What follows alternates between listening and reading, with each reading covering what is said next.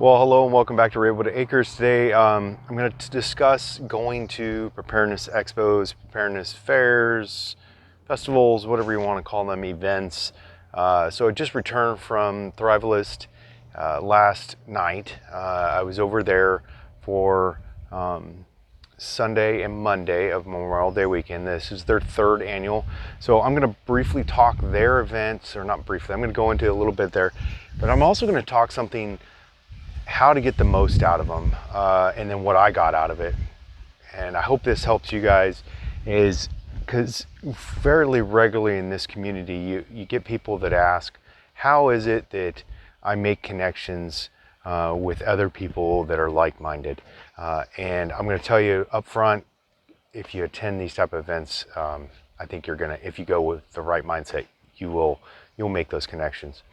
All right, so overview of Thrivalist, third annual, located in a small town called Addy, or outside of a small town called Addy, Washington, which is up in the northeast corner, north of Spokane, if you're familiar with Washington State.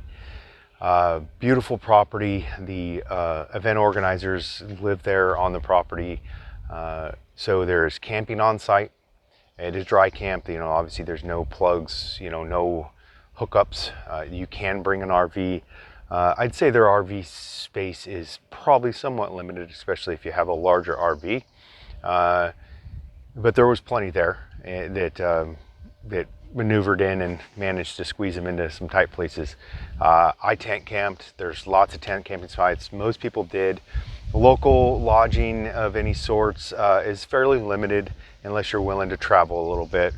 So, it is a fairly remote area of Washington, and thus it's being why it's such a beautiful property. Okay, pardon the interruption, dogs playing, but yeah.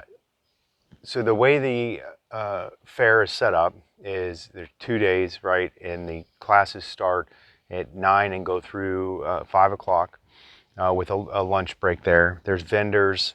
They could use some more. I think it would help enhance the event. There was putting on an event like this. I've never done something like this, but I am very aware that the work load is immense, and a lot of what they rely on is volunteers. And I think there were some key people this year that saw that they need some additional help, and they're willing to accept that help. And so the fourth annual, I think, is going to be even better. But they had a good lineup of instructors, presenters that provided a wide variety of classes, right? And so the only other real in-person event I've gone to was like a preparedness expo type thing in Bremerton, Washington, quite a few years back. And that one was more vendor based. There was some presenters, but most of it was about selling stuff. So this one was more about learning, right? Learning and growing and making connections, which is key. And we'll talk that in depth a little bit towards the end here. So what kind of classes did I go to? Of course, because I learned about this event from Tool Man Tim, from Tim's workshop, or what's his new name now? The Workshop Radio is what he's rebranding to. But if you're not familiar with Tim, of course, everyone I talk about here, if they have any sort of social media or YouTube or whatever, I'm going to put the links down below. So if you're interested, you could go check those out yourself. So I attended his Being Your Own Boss. And if you are at all into entrepreneurship or considering becoming an entrepreneur, Tim's story will inspire you. I promise you. It is an amazing story. And Tim, if you're listening, good for you, and good for anybody else out there if you make that leap. And Rob, who is a gentleman I met there too, who's local to me, fairly local, he has just started that as a side deal, and good for you also, Rob. So that was a great course. Then I did his preparedness, which is preparedness, right? So you could be prepared for XYZ disaster as far as food storage and water storage and things like that. but you can have your own mini disaster within your own home. I've known multiple people. I fortunately have never had a major flooding event due to plumbing failures in a home, but it seems to be very prevalent in two-story homes because of the damage level, because it's going to leak down to, from the upstairs down into below, like tubs overflowing or leaking and causing massive amounts of damage. So having the skills for one and tools, and potentially some additional parts and supplies on hand to be able to react to those mini disasters within your own home. Great concept. Tim coined that phrase. I'm a huge fan of it. If you're a homeowner, a renter, anything, I think you could benefit from that course. He does talk a lot about it on his channel too. So if you can't make it to one of his public speaking events, then you can definitely learn more about it on his YouTube channel or website. So, which once again, link down below. Then there was a lady named Rosemary Gladstar, fairly famous herbalist. I was not familiar with her work, but a very knowledgeable lady. I attended her mushroom foraging workshop, which was a kind of a 101 basics. I've been foraging since I was a kid, and I'm not claiming to be a professional, but the ones I know, I'm good at identifying those with confidence. But there's always some new ones out there that I know grow here in the Pacific Northwest that I've heard about, and definitely kind of sparked some interest in me learn a little bit more about some of those additional mushrooms that I may be able to harvest, here locally. So that would be cool and very, very useful. She did some wild foraging thing where they walked around the property and identified different things, and then like a herbalist type 101 type, making tinctures and those type of things. So really good. So because they said overall Thrivalist had a kind of a good spectrum of different types of presenters for, like, if you're a homesteader, want to be a homesteader, you live in suburbia or urban environment and you're just looking to increase your preparedness, you could learn something there, and definitely. And so I attended a Alaska sawmill workshop. Those who follow my channel all know that I have one, and I learned quite a bit. In fact, I just got back from a few local vendors putting in an order for a few things. The right type of chains that I need, or the better type of ripping logs. Learned that has good benefits. Prolonging the life of your saw. My saw is old. It's my dad's old falling saw. So yeah, I definitely want to keep it going, because I don't know if I do enough, at least up right now, to turn around and buy that big of an expensive pro saw. To justify the purchase, because my farm boss that I use for just normal work around the property is sufficient for those normal kind of homestead tasks. So, but I don't want to get too much in the weeds there. But picked up another tool called the rope along, or rope. It's kind of like a cable come along. I'll do some videos on that in the future, but way cooler. So it has obviously some set applications, but very cool and very useful tool, I think, for homesteaders. So stay tuned for that. Attended Ryan's course from the Next Generation podcast. Once again, links down below. And his one on basically helping teach people how to become prepared, those family, friends. So he developed his method initially from teaching his son without scaring the crap out of him, right? So without just going down to everything's doom and gloom. I think is a very effective technique, and I've tried different types of outreach to different families and stuff and had mixed results. But we all know a lot of times when we start having this conversation, you get this eye rolling, or, oh, you're one of those wackos, or whatever it is, even though you're just making some basic recommendations to increase your preparedness. And my theory a lot of times, and I've done some videos on this, so you can check those out on the channel, is that it's because people don't want to think about bad things, right? They tend to, let's just head in the dirt, not think about it. So that's just a theory, but I think I have some at least some people that counts. That's for sure. But all right. Let's see what else.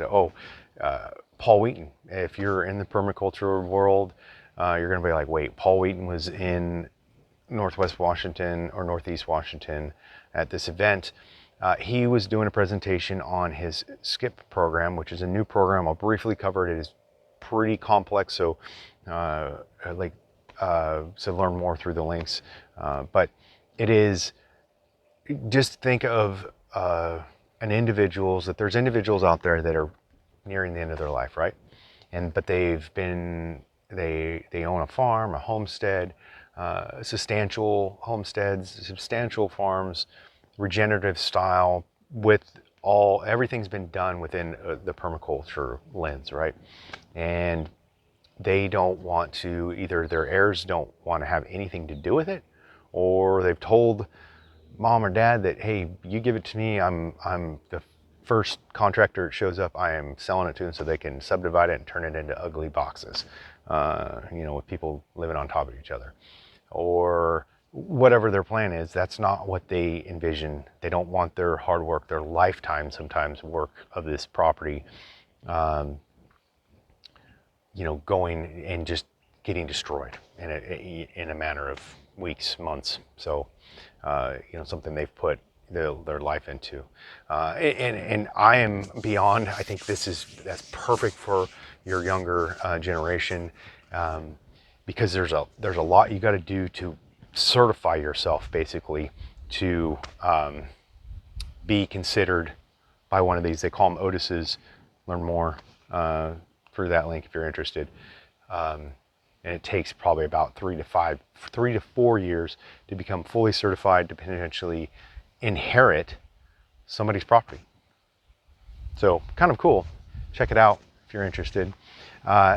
Other various and sundry classes, but so on Saturday or Sunday night, we did a live stream with Tim, with a bunch of people. Quite a few of them showed up just because they'd been a part of Tim's workshop community. They're local to Washington or within decent driving distance. And of course, Tim came down from Canada, right? Yeah, it was awesome. Tim, you're a great interviewer. The questions you ask, I think, really help open people up, and you get to know something about people. And one thing I'm going to note here is, I was trying to put my finger on it when I was driving back yesterday, and what it was that was so inspiring about this event, and it was the positive attitudes of everyone I talked to there. And some people would think the contrary, right? This is a preparedness type event. You guys are always just talking about, the end of the world, and that's not what people are talking about. People are talking about how to improve themselves, improve their lives, improve the next generation's lives. And yeah, it was all, I walked away from there with just feeling inspired to just go out and do more things, and re-energized in the world of that we're surrounded in negativity all the time. So yeah, it was absolutely outstanding. I will put like I said, links of people that are part of that workshop community down below, like Ryan's stuff. Yeah, and I guess the ultimate goal here is I assumed I was going to make some connections. I wanted to, but my tip for you is, if you really want to make connections, you've been one of those people saying, hey, cannot find somebody or people like-minded in my area.